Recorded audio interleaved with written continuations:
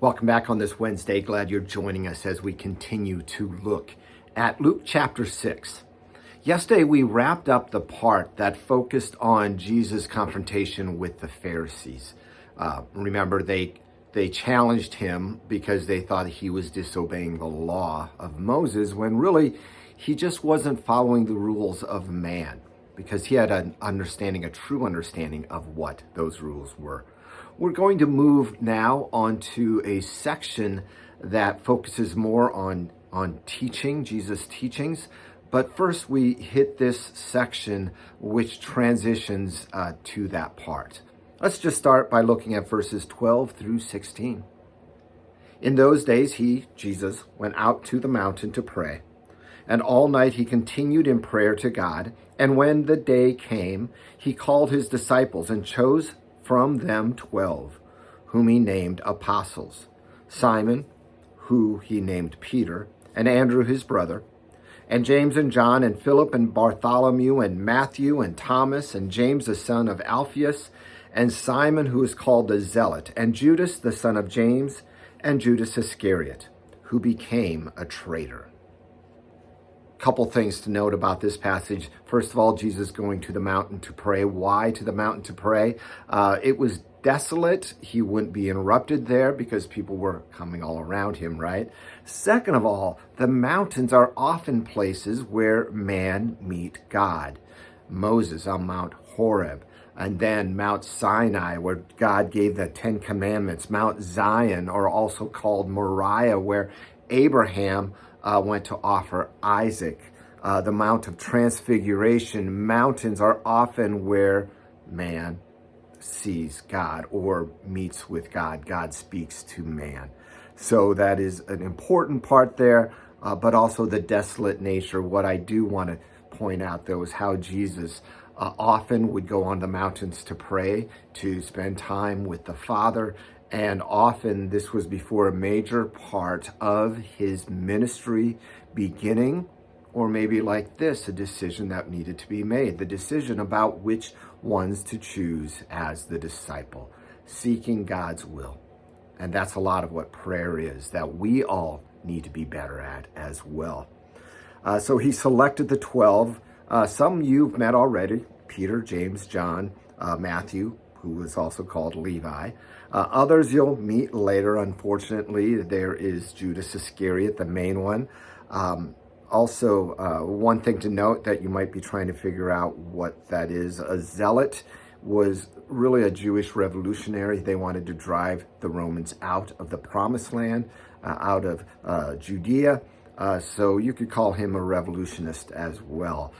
Interesting that he would be part of the group that Jesus chose for his disciples, a wide variety of different people. Also notice the difference between disciples and apostles. Disciples, Luke uses often for the larger group of followers of Jesus. Apostles, literally meaning the sent ones, are the smaller group that he would train to do his will after he was gone. So there's that delineation. Sometimes when he talks about his disciples, he's talking about the 12. Other times it might be the larger group. So sometimes it's a little hard to tell. Let's continue now looking at verses 17 through 19. And he came down with them and stood on a level place with a great crowd of his disciples and a great multitude of peoples from all Judea and Jerusalem and the seacoast of Tyre and Sidon, who came to hear him and to be healed of their diseases. And those who were troubled with unclean spirits were cured. And all the crowd sought to touch him, for power came out from him, and he healed them all. First of all, note, he came down to a level place. A lot of what we're going to hear after this is very similar to Jesus' Sermon on the Mount from Matthew. Here it's called the Sermon on the Plain. A better place would have been a sermon at a level place on a mountain. Maybe that's what it is. Really the same message, different perspectives. Where did the people come from? It mentions Tyre and Sidon. all Judea and Jerusalem. Tyre and Sidon are on the Mediterranean Sea, kind of north and west of Galilee, where Jesus was teaching.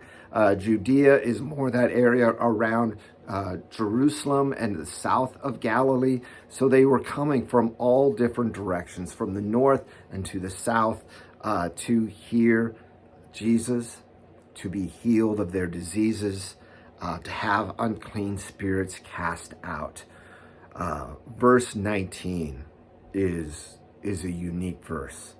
And all the crowd sought to touch him, for power came out from him and healed them all. Isn't that amazing? First of all, Luke, being a Greek, is kind of a logical guy, but he does not dispel the supernatural.